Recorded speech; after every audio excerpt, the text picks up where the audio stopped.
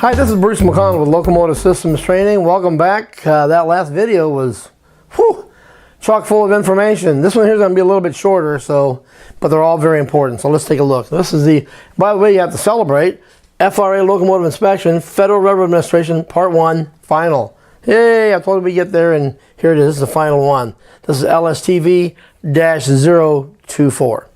And let's go ahead and go on to the next one. All right, train line cutout cock and air hoses. Now, this is located at each end of the locomotive, okay? It's a very happening place. It can be a very dangerous place if you don't know what you're doing.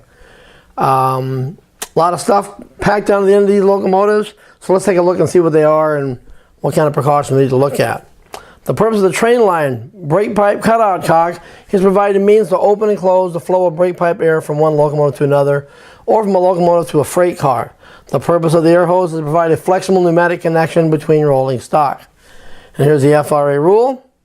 And let's talk about the defects, and I'll mention what they are, what you got to watch out for, and then the defect here. All right, it says you're loose or missing fasteners. Again, you know, the MU air hose manifold bracket, that's either bolted or welded to the wind sheet, which is that flat vertical piece of metal at the very end of the frame. Loose or missing fasteners also could be on the uncoupling levers, or what they call the cutting levers in the industry. The FRA calls them uncoupling levers. These, remember, they don't have to be painted white, but they have to be painted a contrasting color. As you can see here, we have a yellow end, and the black shows up very, very nicely. Okay, and especially if they use that as a switching step on this bottom step of either side, then we, of course, have concern with the clearance, which is 2.5.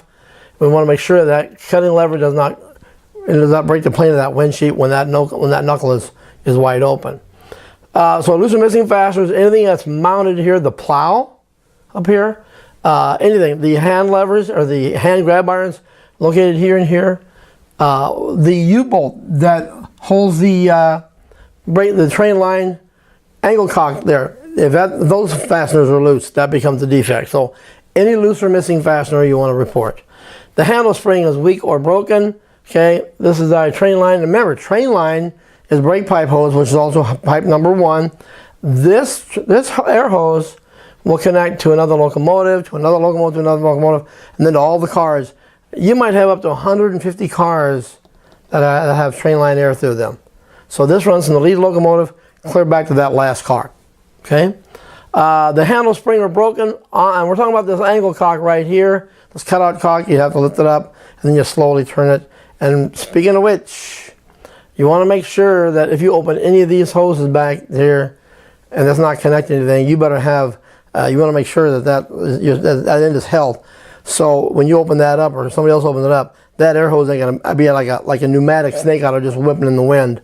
You can get your teeth knocked out. You can get hit in places where you don't want to be hit with any of these hoses. So you want to be very, very careful with that. But anyway, there's a spring, this handle and the spring. They both have to be there spring loaded.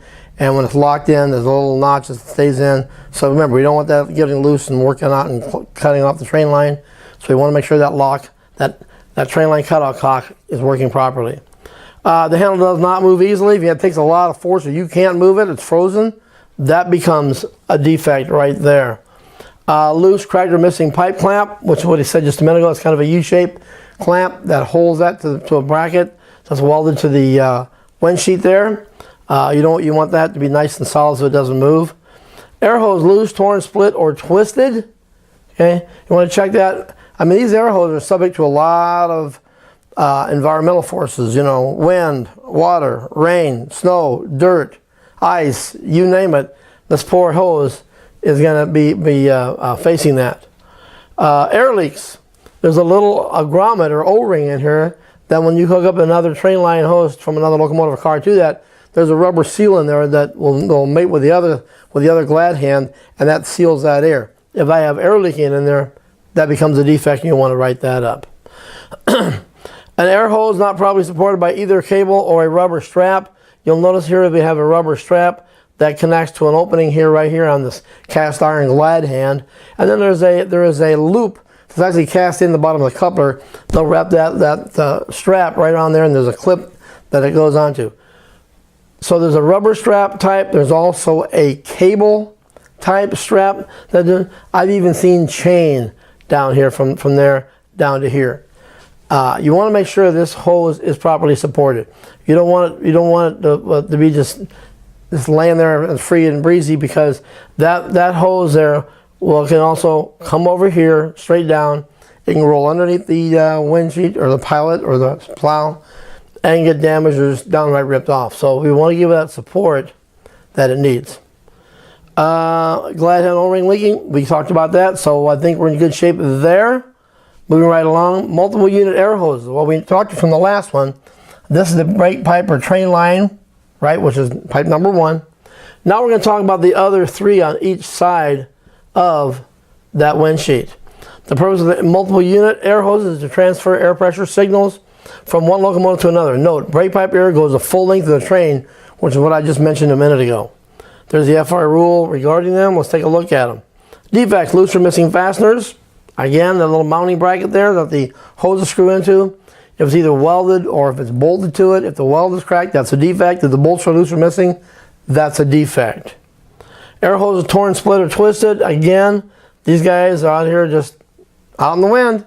Okay, you want to make sure that you feel the all the way around the hoses. And what so you'll notice right here where these hoses come with this hose well pocket in the pilot or plow.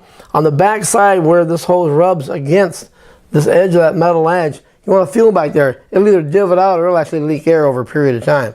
So that's a good source of air leaks right in there on these three plus these 3 here.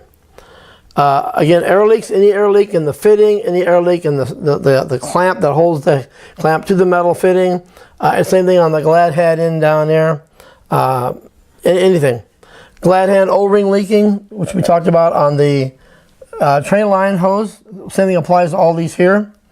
And MU air hose well pocket damage. That's any damage that we have in the hose well area.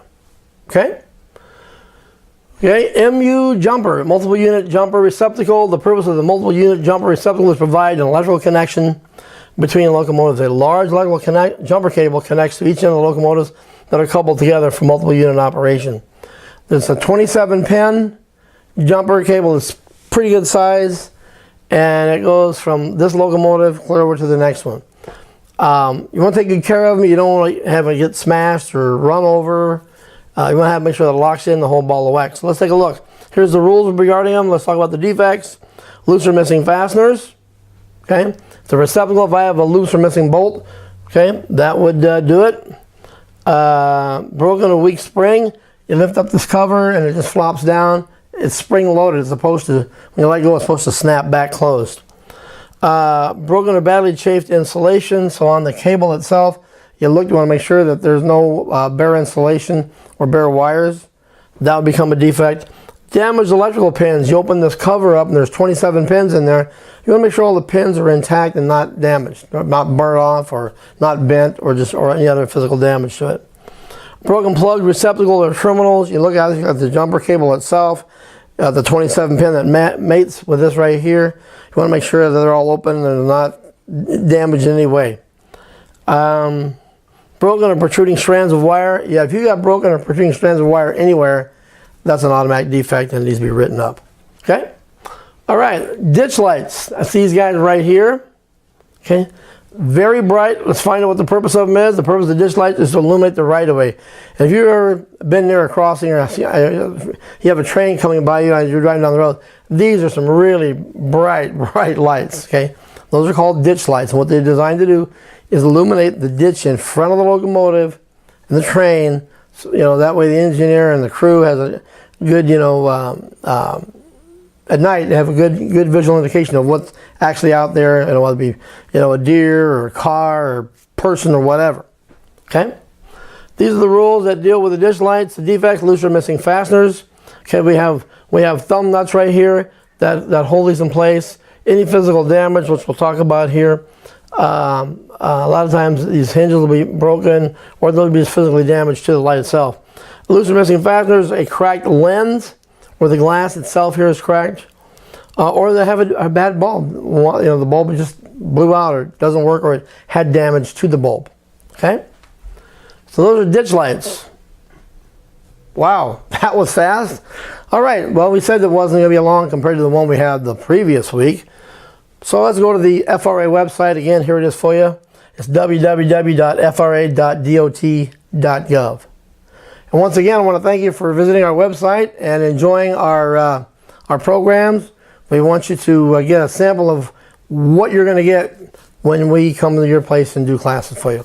And again, please visit our website, and that is lst-ca.com. Once again, this is lst-ca.com. Thank you and have a safe day, and we'll see you next week. Bye.